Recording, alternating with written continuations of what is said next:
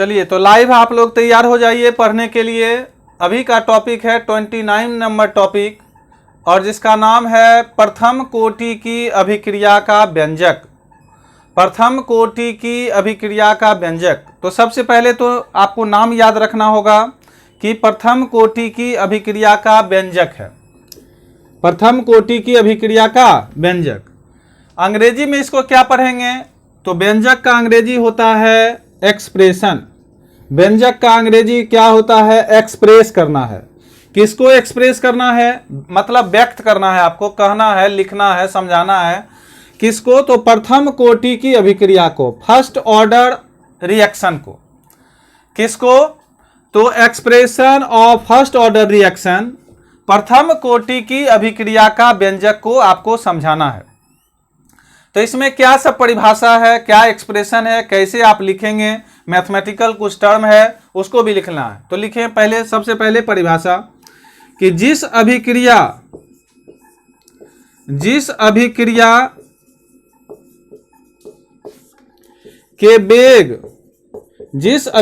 के वेग को सांद्रण के सिर्फ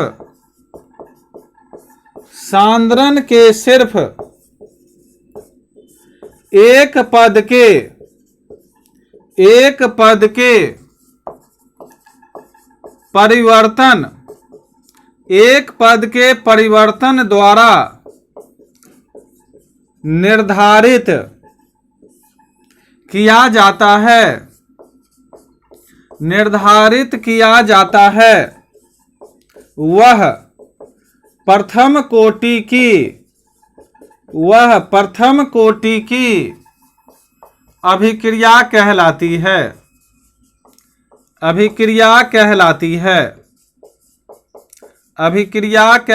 है। ऐसा लिखें। अब याद होने में आसान होगा। इसको याद कैसे करना है कि जिस अभिक्रिया के वेग को सांद्रण के सिर्फ एक पद के परिवर्तन द्वारा, कितने पद? तो एक पद के परिवर्तन द्वारा निर्धारित किया जाता है। क्या है कंसेप्ट? कोई अभिक्रिया हुआ और जिसमें वेग का जो सांद्रण है, वेग को सांद्रण के सिर्फ एक पद में परिवर्तन हो जाता है, उसे कहते हैं हम क्या? तो प्रथम कोटि की अभिक्रिया कहलाती है। क्या आप कल सुनाएंगे? आपसे हम जब पूछेंगे कि प्रथम कोटि की अभिक्रिया के का परिभाषा क्या लिखाए थे, तो आप बोलेंगे, क्या बोलेंगे आप बोलेंगे कि जिस अभिक्रिया के वेग को सांद्रण के सिर्फ एक पद के परिवर्तन, मतलब एक पद के परिवर्तन, इसको आपको याद रखना है। और वेग का सांद्रण तो आपको पहले से पता है, तो इस प्रकार से आप बोलेंगे एक पद के परिवर्तन। अब इसको लिखेंगे कैसे? केमिस्ट्री में आप इसको लिखेंगे कैसे? जैसे यहां पर लिखिए कैपिटल ए और इस साइड में लिखिए प्रतिफल। इस साइड में क्या लिखिए? प्रतिफल। इधर आप लिखिए स्मॉल ए और इधर लिखिए आप 0। प्रारंभ में तो 0 होता है, लेकिन सांद्रण जब घटता है तो इसको मानेंगे a माइनस एक्स। पहली बार पढ़ रहे होंगे तो पहली बार में आप देखते जाएं कि हम लिखते क्या हैं, उसके बाद इसको समझने की कोशिश करना है। यहां पर कैपिटल ए, यहां स्मॉल ए, यहां a माइनस एक्स। इसका सांद्रण पहले a था, अब a माइनस एक्स हो गया, लेकिन इसमें कुछ समय लगेगा, तो t समय पश्चात यहां पर लिख देंगे, t समय के पश्चात। 3 चीज लिखिए। हम पूछेंगे क्या क्या आपको बताए थे, तो पहला a से प्रोडक्ट, दूसरा क्या? a को 0 में प्रारंभ में था 0 मान, और b में क्या नीचे क्या था? तो a माइनस एक्स माने थे, और t समय के पश्चात। क्योंकि आपको बोर्ड का भी एग्जाम देना है, तो आपको प्रथम कोटि की अभिक्रिया का व्यंजक कहेगा कि लिखिए, तो आपको इस तरह से लिखना होगा एग्जाम में। पहला बार लिखेंगे a, इधर लिखेंगे प्रतिफल, दूसरा में लिखेंगे स्मॉल a, इधर लिखेंगे 0 प्रारंभ में। a माइनस एक्स कब हो गया? तो t समय के पश्चात हो गया। अब इसको हम लिखेंगे भाषा में कि क्या हम लिखना चाहते हैं। तो लिखिए, मान लें कि अभिकारक, मान लें कि अभिकारक ए का प्रारंभिक सांद्रण, ए का प्रारंभिक सांद्रण ए मोल पर लीटर है। पर लीटर को इस प्रकार से लिखते हैं हम लोग, ए मोल पर लीटर है। किसी का सांद्रण आपको लिखना होता है तो मोल पर लीटर में, अब यहां पर हम माने हैं ए मोल पर लीटर। तो आपसे हम पूछेंगे कि अभिकारक का प्रारंभिक सांद्रण हम क्या माने थे, आप बोलेंगे ए मोल पर लीटर। आप क्या बोलेंगे कि प्रारंभिक सांद्रण क्या माने थे, आप बोलिएगा ए मोल पर लीटर। लीटर को किस प्रकार से लिखेंगे, इस प्रकार से लिख सकते हैं, या आप ए मोल पर लीटर आप इस प्रकार से भी लिख सकते हैं, या ऐसे भी लिख सकते हैं ए मोल बाय लीटर, ऐसे भी लिख सकते हैं। 3 तरह से आप लिख सकते हैं, ये भी लिख सकते हैं, ये भी लिख सकते हैं और ये भी लिख सकते हैं। लेकिन अभी आप भाषा में लिख रहे हैं, कॉपी लाइनिंग वाला होगा, तो उसके लिए ये तरीका है। अब समय हम क्या माने हैं, तो टी, तो लिखेंगे टी समय में अभिकारक, टी समय में अभिकारक के एक्स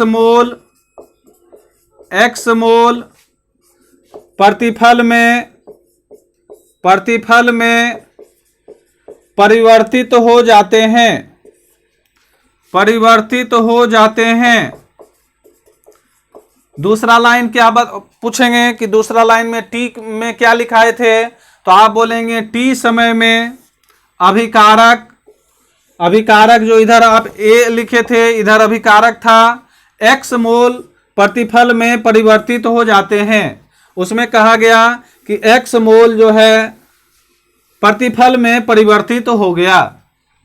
तीसरा लाइन क्या लिखेंगे कि यदि अत्यंत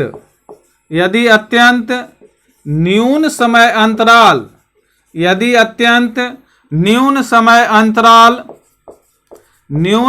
अंतराल ब्रैकेट में लिखेंगे dt।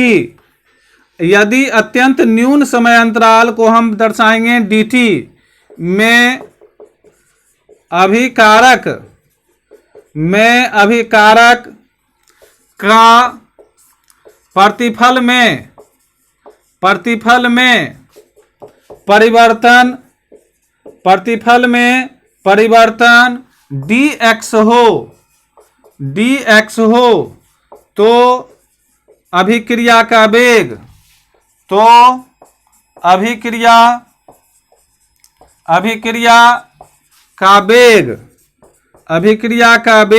बराबर dx by dt is directly proportional a minus x, ऐसा लिखेंगे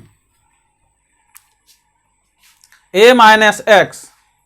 लिखते जाएं जल्दी जल्दी। यदि अत्यंत न्यून समय अंतराल dt में, अत्यंत न्यून समय अंतराल को हम किस प्रकार से दर्शाए, तो आप बोलेंगे कि dt में, क्या बोलेंगे, तो आपको बोलना है dt में परिवर्तन, प्रतिफल में परिवर्तन हो जाए, dx में हो जाए, तो अभिक्रिया का वेग प्रथम कोटि में आपको बोलना है कि dx by dt is directly proportional, या समानुपाती होता है a माइनस x का, इतना बोलेंगे आप।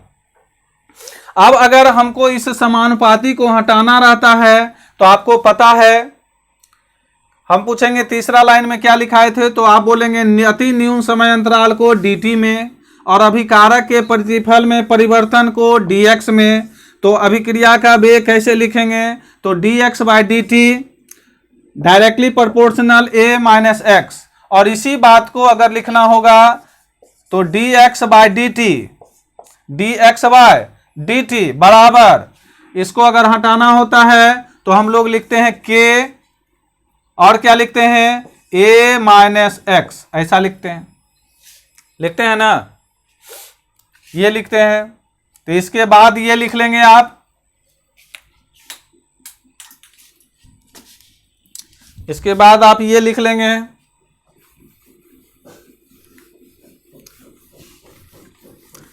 इसको एक बार बोल बोल के भी पढ़ना है, कल हम सुनेंगे याद शुरू में, क्लास के शुरू में, कि dx बाई डी टी बराबर के a माइनस एक्स। ये हो गया अभिक्रिया का वेग। अभिक्रिया का वेग हम पूछेंगे कि कैसे लिखेंगे, तो आप बताएंगे dx बाई डी टी बराबर के ब्रैकेट में a माइनस एक्स, जहां के एक स्थिरांक है, जहां के एक स्थिरांक है, जहां के एक स्थिरांक है, जिसे अभिक्रिया का वेग स्थिरांक, अभिक्रिया का वेग स्थिरांक रेट कांस्टेंट, अंग्रेजी में भी लिख लीजिए, रेट कांस्टेंट कहते हैं, रेट कांस्टेंट कहते हैं। जहां के एक स्थिरांक है, जहां के क्या है, एक स्थिरांक है। इसको हम एक बार पूरे को समराइज करके भी दूसरा वीडियो में, दूसरा लाइव क्लास में आपको याद करवाएंगे, जब रिवीजन करवाएंगे तब। अभी पहले लिखते जाएं, थोड़ा बहुत समझने की कोशिश करें।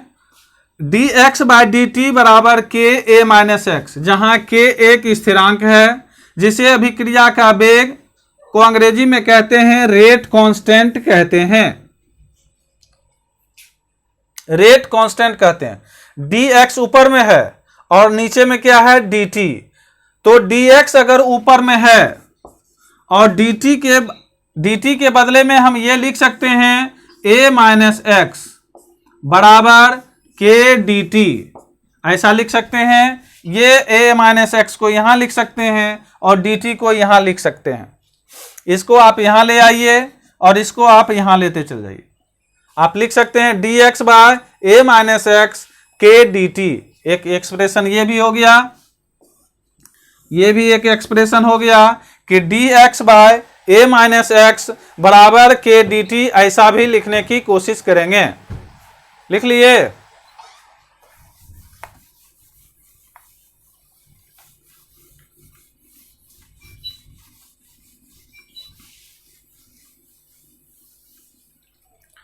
अब क्या करेंगे, समाकलन। समाकलन आप कैलकुलस में पढ़े होंगे, समाकलन को अंग्रेजी में कहते हैं इंटीग्रेशन। समाकलन को अंग्रेजी में कहते हैं इंटीग्रेशन करने पर, इंटीग्रेशन करने पर। तो लिख लीजिए समाकलन, ये आप याद रखेंगे, कैलकुलस में आपको पढ़ना भी है। इंटीग्रेशन करने पर, इंटीग्रेशन करने पर लिखेंगे समाकलन इंटीग्रेशन करने पर। इंटीग्रेशन किसका करेंगे, तो अभी जो फॉर्मूला ऊपर में लिखे हैं, तो इंटीग्रेशन को आप इस प्रकार से लिखते हैं, आपको याद होगा, dx by a minus x बराबर k को बाहर कर दीजिए, इस प्रकार से लिखेंगे, और dt इंटीग्रेट कर दीजिए इसको, dx by a minus x बराबर k इंटीग्रेशन dt। लिख लिए?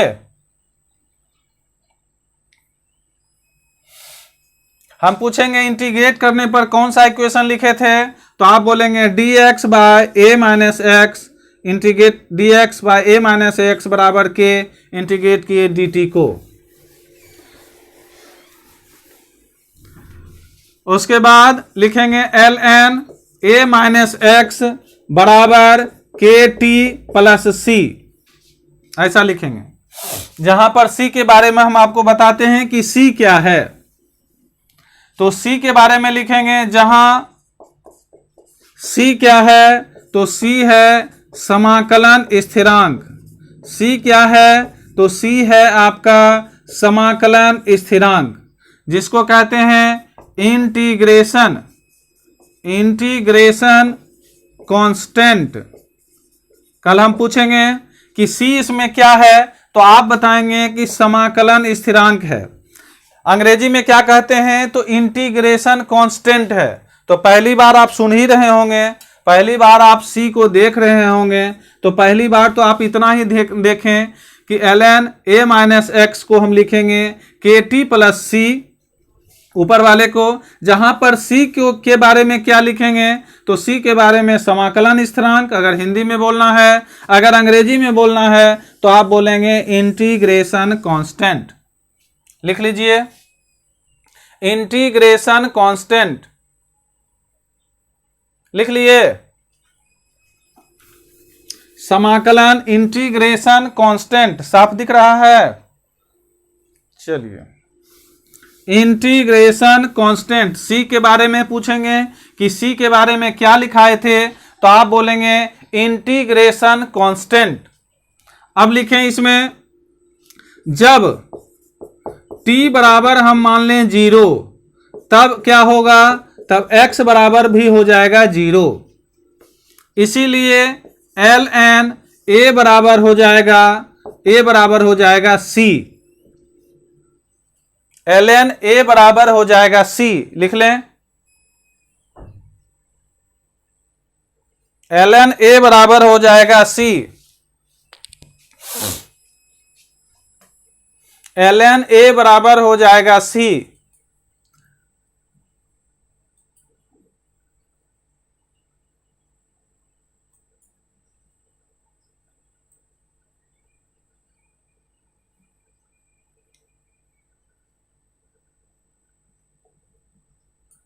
लिख लिए,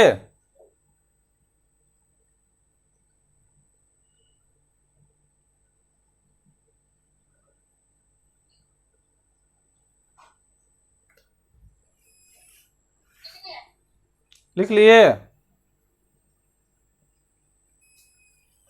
तो जब t बराबर आपको 0 दिख रहा है, जब t बराबर क्या दिख रहा है, 0, तो x बराबर क्या हो जाएगा आपका 0, और ln a बराबर क्या हो जाएगा, तो c। तो ln a बराबर c हो जाएगा, और ln a माइनस एक्स बराबर क्या हो जाएगा, तो ln a minus x minus के टी बराबर ln a, ऐसा लिख सकते हैं।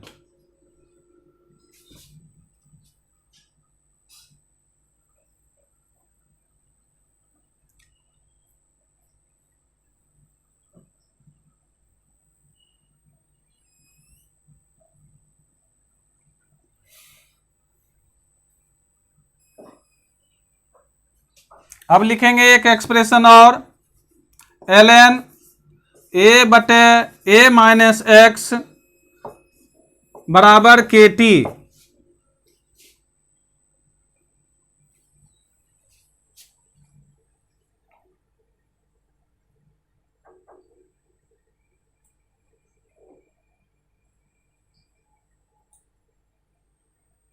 लिख लिए,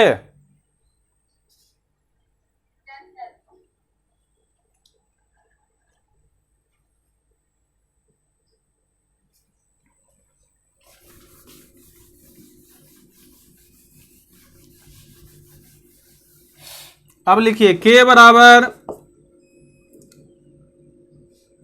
1/t ln a बटे a माइनस एक्स बराबर 2.303/t log a बटे a माइनस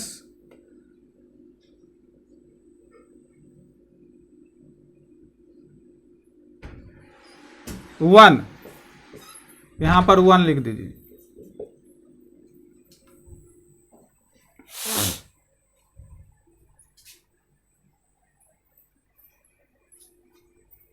लिख लिए,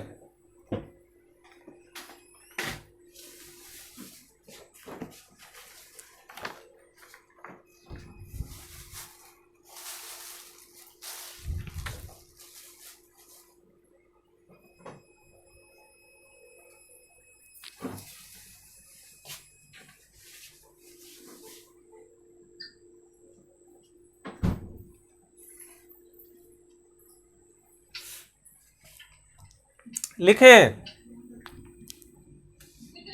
1 के जगह पर x लिख लिए।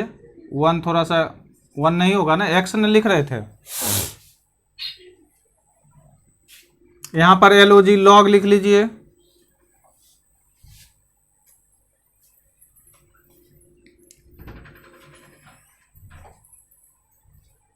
लिख लिए। वीडियो साफ दिख रहा है?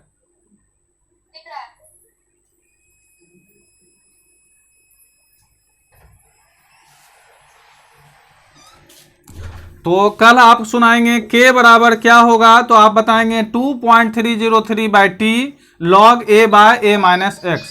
बस इतना याद करके सुनाना है प्रथम कोटि की अभिक्रिया। इसको इक्वेशन 1 बना लीजिए। यह लिखिए प्रथम कोटि, एक लाइन सिर्फ लिखिए, प्रथम कोटि की अभिक्रिया, प्रथम कोटि की अभिक्रिया के लिए वेग समीकरण है।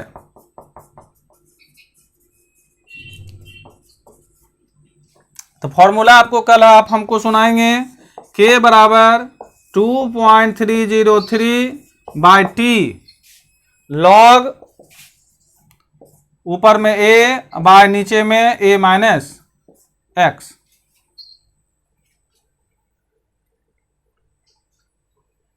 ln को अगर हटाना होता है तो 2.303, ये log, अगर ln को हम log में लिखना चाहते हैं तो 2.303 log लिखना पड़ता है। लिख लिए?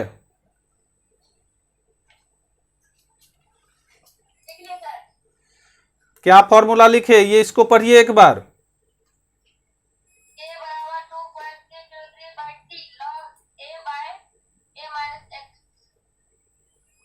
फिर से एक बार पढ़ दीजिए।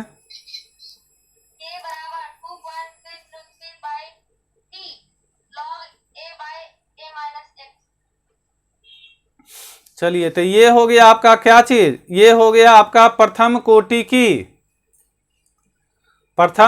की अभिक्रिया का व्यंजक, प्रथम कोटि की अभिक्रिया का व्यंजक, जिसको अंग्रेजी में क्या कहते हैं,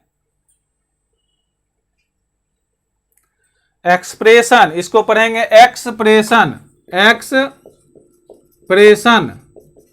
क्या पढ़ेंगे? एक्सप्रेशन। क्या एक्सप्रेशन किसका? तो first order of reaction, first order of reaction, first order of reaction. तो पूछेंगे कि पिछले क्लास में क्या पढ़ाए थे, तो आप बोलेंगे फर्स्ट ऑर्डर ऑफ रिएक्शन।